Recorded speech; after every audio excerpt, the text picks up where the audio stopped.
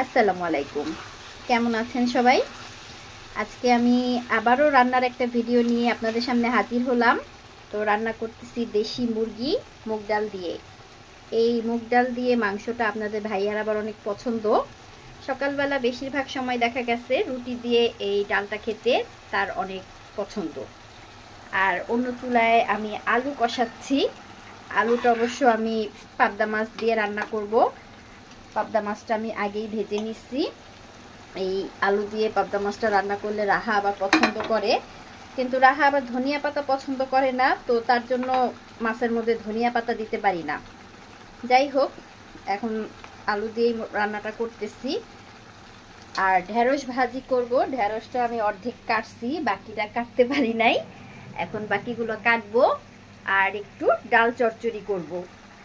তো এই দুইটা হয়ে গেলে চুলা যখন আমার খালি হবে তখন আমি এক চুলায় ঢেঁড়স ভাজি আর ডাল চচ্চড়িটা বসাবো। পাবদা মাছটা রান্না করা হয়ে গেছে। এটার মধ্যে আমি আবার একটু ধনিয়া পাতাও দিয়ে দিলাম। আর পাশাপাশি আমার মুরগির মাংসটা রান্না করা হয়ে গেছে, ডালটা গলে গেছে। এটাকে আমি এখন নামাই নিব। আর এই যে ঢেঁড়স কেটে রেডি করছি, ডালও ধুয়ে রেডি করছি। এখন দুই চুলায় দুইটা বসাই দিব। মাংস আর মাছ নামাইলাম। এক চুলাতে ঢেঁড়স ভাজি বসাইছি আর এক চুলাতে ডাল চচ্চড়ি। ডালটাকে আমি একটুখানি তেলের মধ্যে ভাজবো মশলা দিয়ে, অনেকটা কষানোর মতো। তারপরে সামান্য একটু পানি দিব। আর ডালটা রান্নার পরে অনেকটা আস্ত আস্ত থাকবে। ডালের সাথে মশলাটাকে আমি একটু ভালো মতো কষিয়ে নিলাম।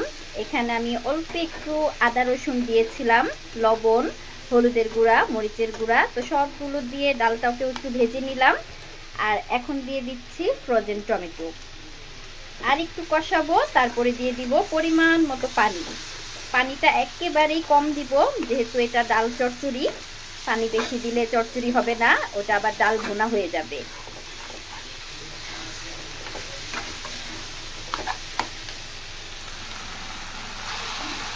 ঢেঁড়স ভাজিটা আর ডালটা হয়ে গেলে আপাতত আজকের রান্না কমপ্লিট হবে। মাছ, মাংস, ভাজি আর ডাল। এখন দিচ্ছি অল্প পরিমাণে পানি। এতটুকু পানি শুকিয়ে আমার ডাল চচ্চড়িটা হয়ে যাবে। ডাল চচ্চড়ি এই ছিল আমার আজকে রাতের ডিনারের আয়োজন। কেমন লাগলো অবশ্যই কমেন্ট করে জানাবেন। এই ছিল আমার আজকের রান্না: পাবদা মাছ, মুরগির মাংস, ঢেঁড়স ভাজি আর হচ্ছে ডাল চচ্চড়ি। তো দর্শক, কেমন লাগলো আমার রান্না বান্না অবশ্যই কমেন্ট করে জানাতে ভুলবেন না। আজ তাহলে এখানেই বিদায় নিচ্ছি। আবার দেখা হবে পরবর্তী ভিডিওতে। আল্লাহ হাফেজ।